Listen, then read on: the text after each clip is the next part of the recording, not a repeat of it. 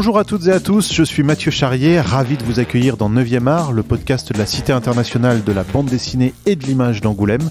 Dans chaque épisode, une autrice ou un auteur se raconte, revient sur sa pratique, sa carrière, son actualité, sa vision du 9e art et répond à notre questionnaire de Proust version BD.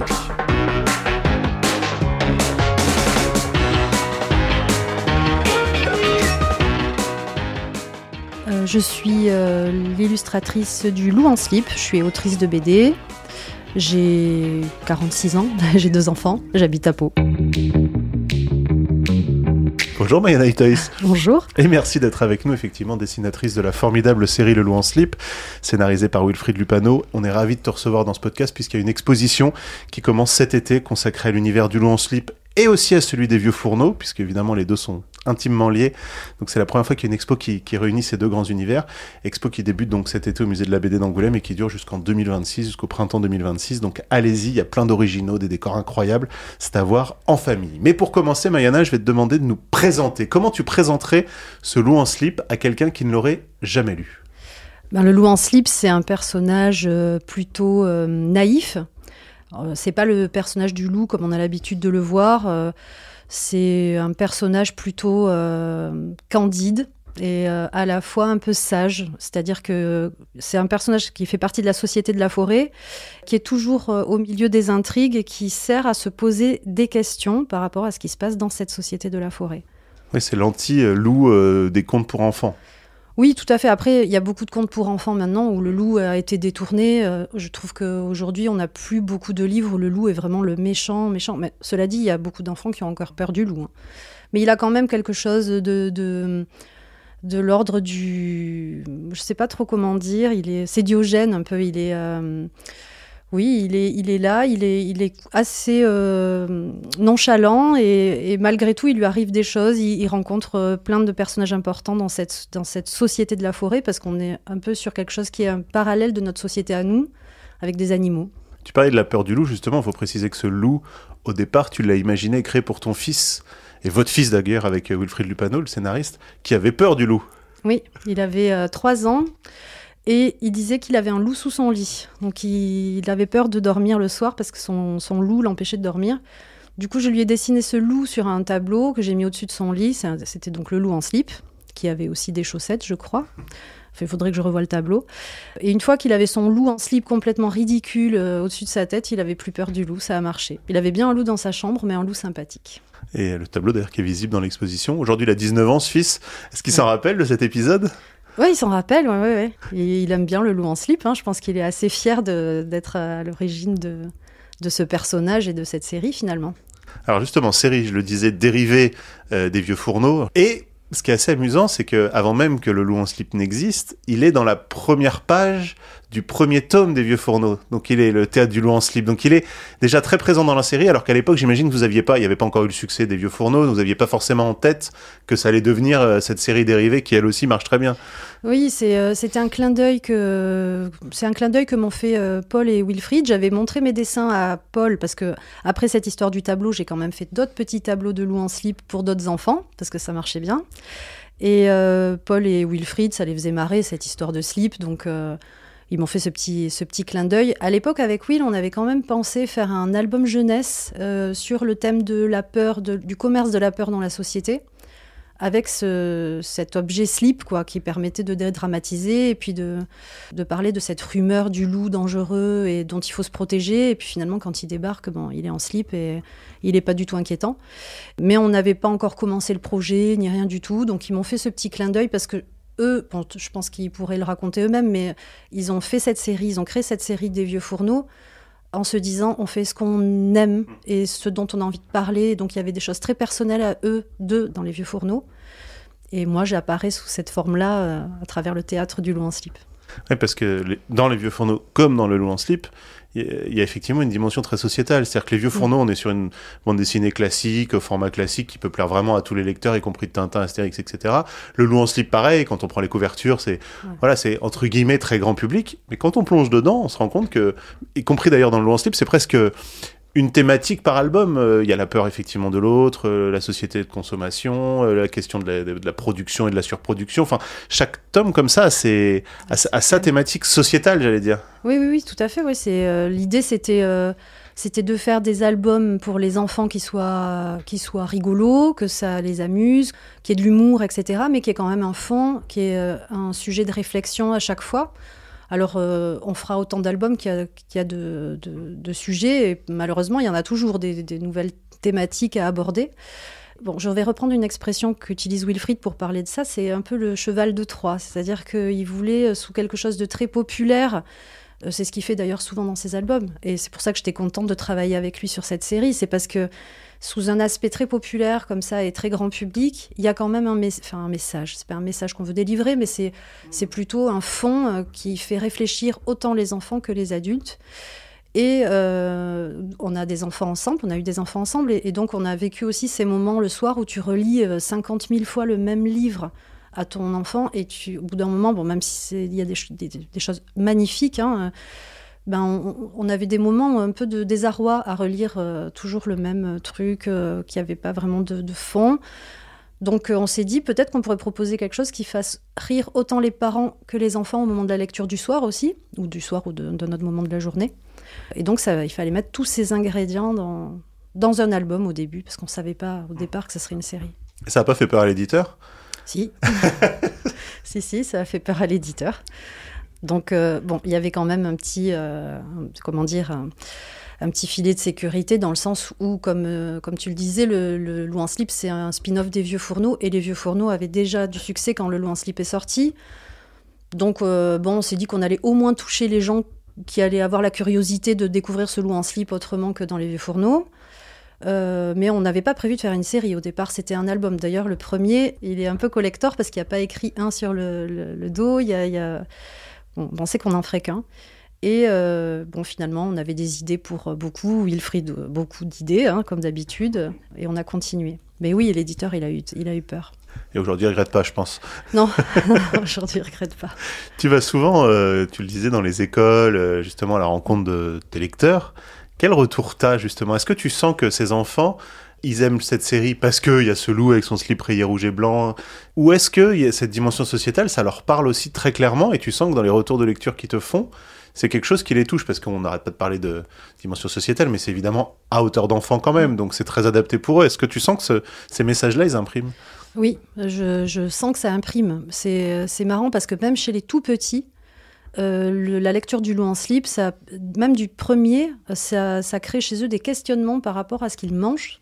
Mais vraiment, je l'ai vu en maternelle. Hein. Ah, mais du coup, le saucisson, c'est du cochon et tout ça. Ils ont des débats, mais c'est vraiment très, très mignon, et ils en parlent à leurs parents. Et moi, j'ai des retours comme ça très, très intéressants de discussions qu'il y a eu en famille. Après, j'ai eu des enfants qui étaient en dédicace, par exemple, des enfants qui étaient très touchés par une thématique ou une autre. Notamment par rapport à la compétition ou au handicap aussi. On a Grumeau comme personnage qui est apparu au tome 3, qui a une aile toute pourrite, comme il dit.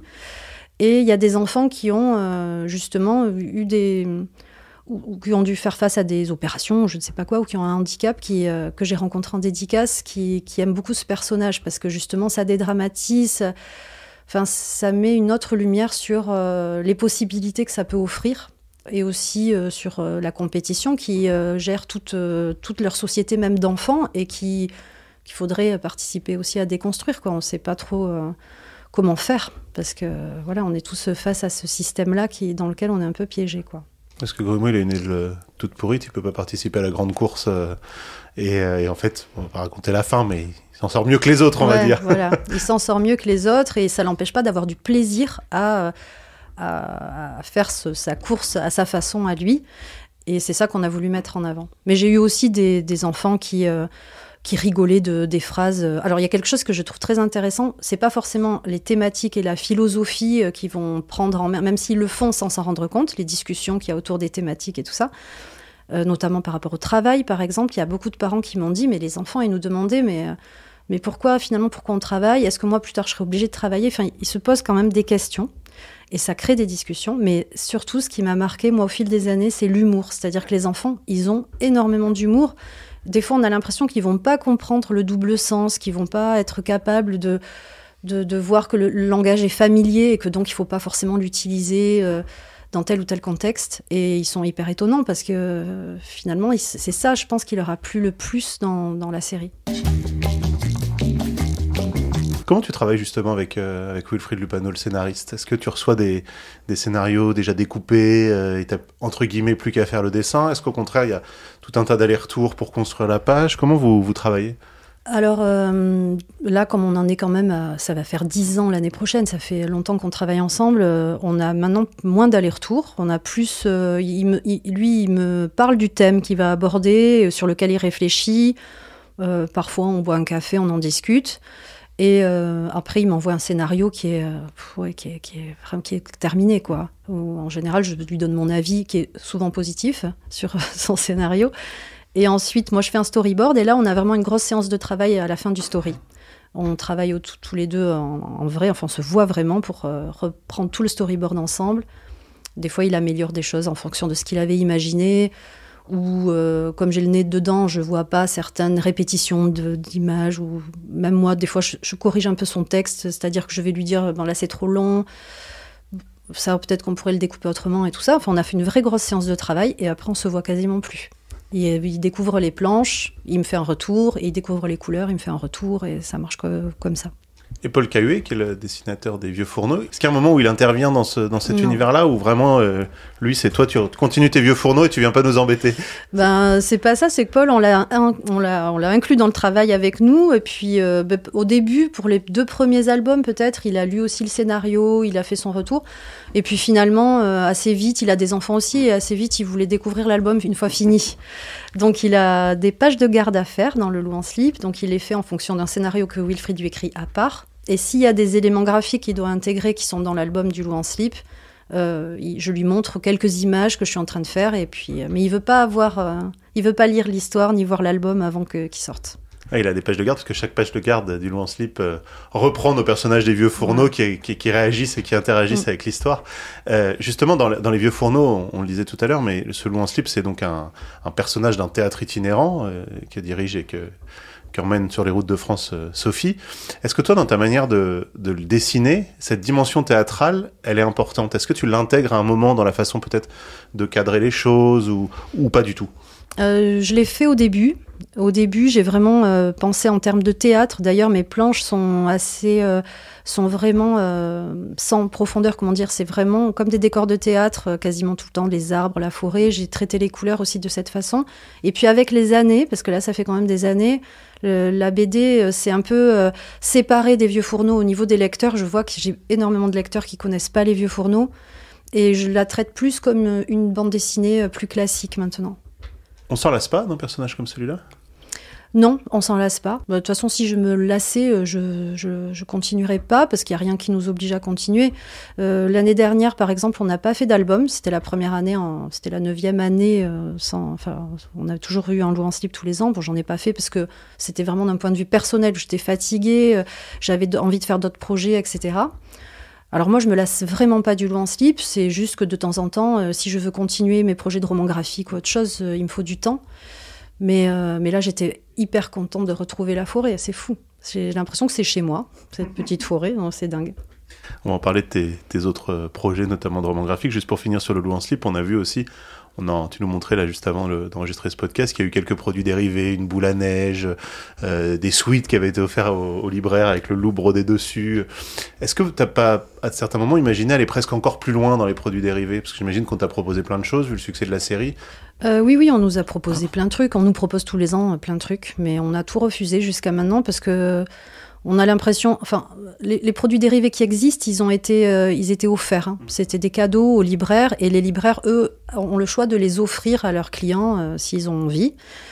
C'est pas du tout des produits dérivés à vendre et on a l'impression, nous, que ça va pas dans le sens de ce qu'on envoie comme message sur la surproduction et tout ça si on commence à vendre je sais pas moi, des trousses Loup en slip et des jouets ou des choses comme ça. Par contre, on a quand même une demande des lecteurs, des enfants et tout ça qui aimeraient avoir des petites choses, c'est normal. Et on reçoit même des fois des photos de gens qui ont cousu eux-mêmes la peluche Loup en slip ou qui ont tricoté un truc pour leur enfant. On a même croisé des gens qui avaient imprimé des t-shirts pour leurs enfants dans la rue par hasard. Donc on pense que peut-être que là, il serait temps de proposer quelque chose. C'est vrai que c'est sympa aussi pour les gens qui sont vraiment fans de pouvoir avoir un petit objet. Mais on réfléchit, on ne sait pas encore quoi. On aimerait que ça soit assez éthique et que ça soit joli. Et... C'est ce que j'allais dire, vous pouvez le faire de façon éthique en France. Voilà, essayer de réfléchir à des produits. On voulait faire une peluche et puis c'était pas possible en France de faire quelque chose de bien, en tout cas à un prix abordable. Donc le but, c'est pas non plus que les gens soient obligés de dépenser beaucoup d'argent. Bon, on réfléchit, on avance. Tu acceptes de nous dire quelques mots sur le prochain tome qui sort dans quelques semaines maintenant ? Oui, avec plaisir. C'est le tome 9, donc ça s'appelle Les Lopins du Lapin. Et ça va parler de propriété privée. Voilà, notre petit lapin sujet. Est un notaire. Oula. C'est très drôle et j'ai vraiment pris beaucoup de plaisir à le dessiner. C'était retour dans la forêt, c'était vraiment bien. Et donc on encourage vraiment les gens à venir découvrir cette expo. Il y a aussi tout un tas de dessins préparatoires. On voit les premières esquisses du loup, comment tu dessinais les poils d'un côté et la silhouette de l'autre. Enfin, voilà, comment un personnage finalement prend vie. Toute ma tambouille. Alors tu parlais aussi tout à l'heure de tes projets personnels, entre guillemets. Tu as notamment publié un roman graphique qui s'appelle Léo en petits morceaux, qui s'inspire beaucoup de l'histoire de ta grand-mère, si je me trompe pas. Oui, c'est ça. Qui raconte, je te laisse nous le pitcher, mais... Oui, c'est l'histoire de ma grand-mère. Ça raconte des petits morceaux de sa vie. Et pour moi, c'était comme une forme d'enquête. Ça éclaire pas mal d'aspects de son parcours, de son destin. Elle a eu une histoire d'amour avec un soldat allemand pendant la Deuxième Guerre mondiale, et qui n'était pas mon grand-père, donc. Et mon grand-père l'a découvert, et ça a influencé, ça a changé sa vie de famille, et du coup, par rebond, celle de mon père et la mienne. Et j'ai vécu avec elle, on a toujours vécu avec elle dans la maison familiale, donc j'avais envie de raconter son histoire, pas l'histoire d'une héroïne, mais l'histoire d'une personne un peu lambda, comme on aurait tous pu être pendant la guerre, et qui a plein de facettes. Voilà. Elle l'a lu, l'album ? Alors non, ma grand-mère, elle est décédée il y a très longtemps. J'avais commencé à écrire son histoire, j'étais encore étudiante, donc c'était vraiment il y a très très longtemps. Je faisais pas du tout de BD, je savais même pas que j'allais faire une BD. Mais quand elle me racontait son histoire, quand j'étais ado, j'imaginais déjà une série, un film ou quelque chose comme ça. J'étais déjà dans un truc très romanesque. J'avais envie de raconter son histoire. Et c'est petit à petit que la BD s'est imposée. Et elle l'a pas lu parce qu'elle n'est plus là pour le voir. Mais par contre, il y a beaucoup de gens de la famille qui l'ont lu, qui l'ont connue aussi, et qui l'ont retrouvée dans la BD, qui m'ont dit c'est vraiment elle et c'est vraiment sa personnalité. Voilà, je suis sûre qu'elle aurait aimé. Déjà, elle aurait aimé être qui est son prénom et qu'elle soit dessinée sur une couverture. Je pense que ça lui aurait plu. C'est un album où tu fais scénario et dessin. Ouais. Autrice, entre guillemets, j'aime pas trop ce terme, mais complète, comme on dit. Ouais. Comment t'as vécu cette aventure ? Très mal. C'était très long. Non, j'ai eu beaucoup de mal à dessiner, bizarrement.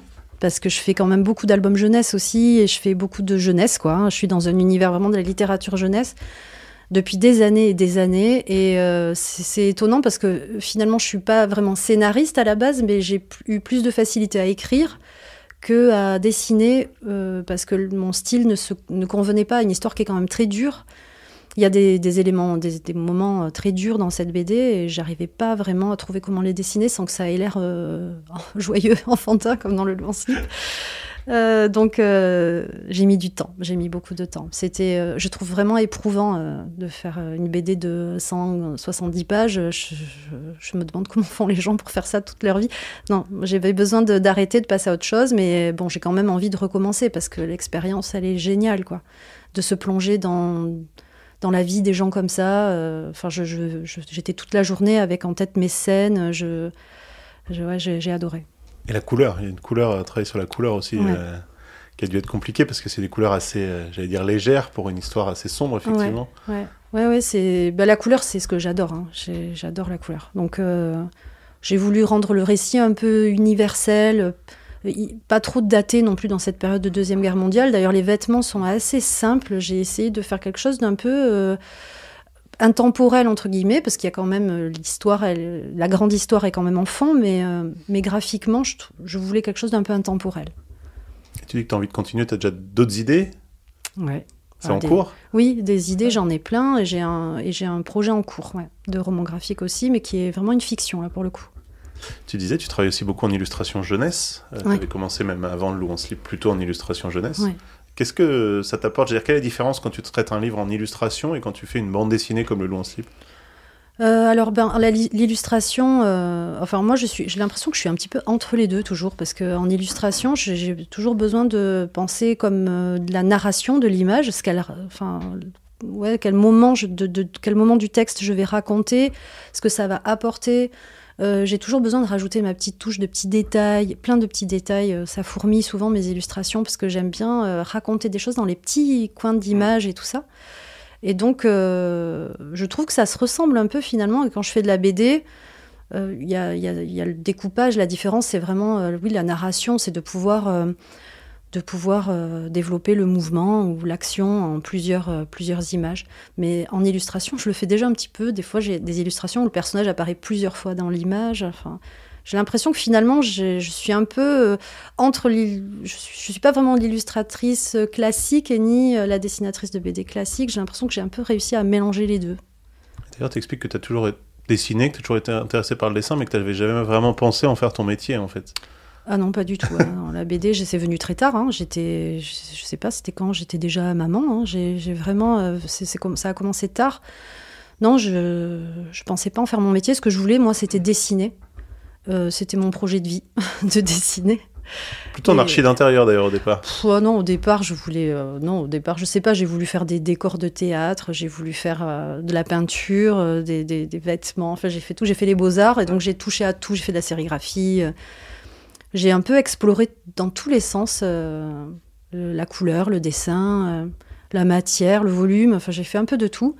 Et je me suis retrouvée en archi d'intérieur, mais vraiment parce qu'il fallait choisir à un moment une spécialisation et que c'est là où je me sentais le plus libre, mais c'était vraiment une histoire de professeur et presque de hasard, quoi.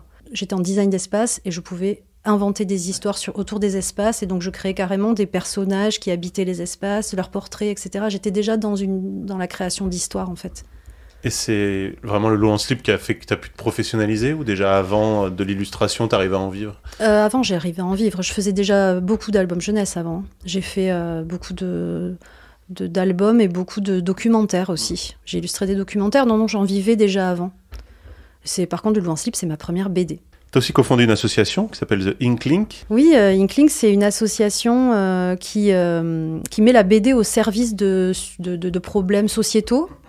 Donc on travaille avec des professionnels de la santé, de l'environnement, de toutes sortes de problèmes sociétaux. Ça peut être les violences faites aux femmes, les handicaps, plein de choses différentes comme ça. Et on utilise la bande dessinée pour apporter des solutions à des problèmes rencontrés lors de projets, par exemple humanitaires, ou pour faire du plaidoyer, pour essayer d'utiliser ce vocabulaire qui est universel aussi, du dessin, au service vraiment de gens qui ont des besoins spécifiques. Donc en gros, on envoie des équipes à la rencontre de publics qui ont des problèmes. Alors parfois c'est eux qui le demandent, parfois c'est à notre initiative, et parfois c'est des associations, des fondations, enfin des professionnels qui font appel à nous parce qu'ils ont quelque chose à régler et que la BD peut être une solution à ça. Pour toi, la BD et le dessin, il y a forcément un côté militant, c'est peut-être un peu fort, mais en tout cas engagé. Pas forcément, parce que j'aime aussi le divertissement. Je fais des albums jeunesse qui sont vraiment purement divertissants, et j'aime l'humour, moi en général, j'aime quand on se marre. Donc souvent, on va dire que c'est le point commun dans tout ce que je fais.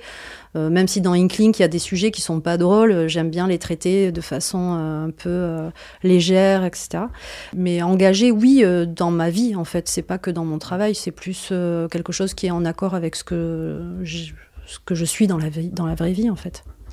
Et donc j'invite nos auditrices et nos auditeurs à venir découvrir notamment ce côté engagé des Vieux Fourneaux et du Loup en slip, même s'il n'y a pas que ça dans l'exposition, mais cette expo qui ouvre cet été et qui va durer plusieurs mois à la Cité de la BD d'Angoulême, au musée. Donc venez voir tout ça.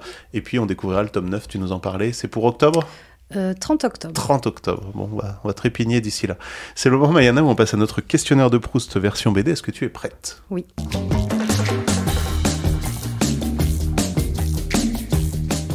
La première BD que tu as lue ?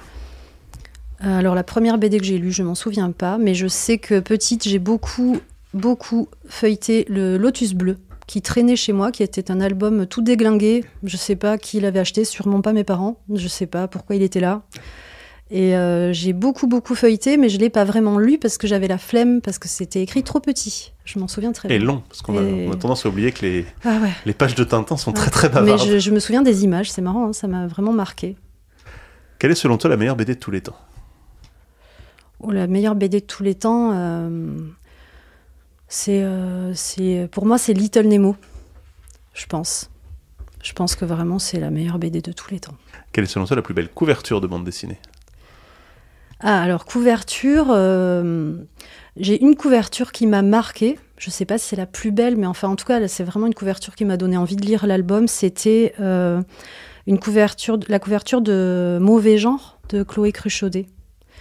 Je me souviens vraiment de cette couverture, l'avoir vue dans un magazine ou je sais pas, avant que l'album sorte, de voir cet œil de cette femme qui regarde. Enfin, je l'ai pas revue depuis longtemps. En plus, je l'ai pas regardée depuis longtemps, mais elle m'a marqué aussi cette couverture. La plus belle case de bande dessinée. Ouf, alors la plus belle case. Alors les cases, c'est pareil. Il y en a pas une qui m'a vraiment marquée, mais par contre, j'ai un souvenir de lecture, de catharsis, de luse, quand on tourne les pages et tout d'un coup de voir cette page rouge. C'est pas vraiment une case parce que c'est plus une page, mais cette page complètement rouge et qui m'a fait une émotion. Enfin, j'imagine que je suis pas la seule, mais j'ai trouvé ça incroyable de faire ça parce que ça raconte tellement de choses. Il y a une petite tache bleue quelque part dans l'image. Et quand on tourne la page, on comprend ce que c'est que cette petite tache bleue. Et c'est fort, quoi. Ton super-héros préféré ? Super-héros préféré, oui, je sais, c'est Captain Biceps. Pourquoi ? Captain Biceps, parce que c'est le seul super-héros que je connaisse, déjà. Non, c'est pas vrai, c'est parce que mes enfants l'ont tellement lu et relu que grâce à Captain Biceps, déjà, j'ai découvert tous les autres super-héros que je connaissais pas. Et puis, je sais pas, j'ai créé son costume il y a des années pour une expo. Je me souviens de m'être arraché les cheveux sur son petit cul et ses grands pieds. Je savais pas comment faire ça, mais j'adore Captain Biceps. Voilà, j'adore Thébault, enfin, j'adore ce dessin. J'aime bien. Ton super-héros détesté ? Le super-héros, je ne connais vraiment rien, mais j'ai vu une fois un film de Captain America et j'ai pas compris. C'est tellement premier degré que j'étais pas sûre. Non, je déteste. Tu dessines dans le calme ou en musique ? Je dessine en écoutant la radio ou des podcasts. Pas beaucoup en musique. J'écris en musique. Couleur ou noir et blanc ? Couleur. Mais la couleur, c'est la partie que je préfère. J'adore la couleur. J'aimais déjà la couleur avant de toucher à Photoshop et l'ordinateur. Je faisais déjà des peintures, des collages et tout ça. J'ai toujours baigné dans la couleur. Et après, j'ai découvert Photoshop et je crois que vraiment, c'est mon outil. J'adore ce moment de colorisation. Et pour terminer, est-ce qu'il y a une autrice ou un auteur de bande dessinée que tu nous conseillerais et qu'on ne connaîtrait pas forcément ? Alors, je sais pas si vous connaissez pas déjà, parce que moi, je suis pas forcément au fait des dernières sorties de BD, tout ça, mais j'ai relu, là, il y a très peu de temps, une petite BD aux éditions du Rouher que j'ai trouvée très jolie, qui s'appelle « Merci pour la tendresse ». Et donc, j'ai regardé, c'est Emma Constant, la dessinatrice. Je me souviens plus de la personne qui a écrit le texte, je suis désolée. Mais c'est une sorte de petite BD et aussi roman illustré. C'est un hybride aussi, et c'est très joli, vraiment. J'ai trouvé ça, c'est une histoire très émouvante. Ça a été conseillé, c'est une libraire qui me l'a conseillé, qui m'a dit qu'elle avait vraiment eu un coup de cœur pour cet album. J'ai vraiment beaucoup aimé. Ça s'adresse aux enfants, mais même les adultes peuvent le lire et c'est très émouvant. Et l'illustratrice s'appelle Emma Constant. Eh bien, merci beaucoup, Mariana, d'avoir joué le jeu. Merci à toi. Et puis donc, j'invite tous ceux qui nous écoutent à venir découvrir cette exposition au musée de la BD. En attendant, le tome 9 du Loup en slip, prévu le 30 octobre. Rappelle-nous le titre. Les Lopins du Lapin. Les Lopins du Lapin. Merci beaucoup. Merci à toi.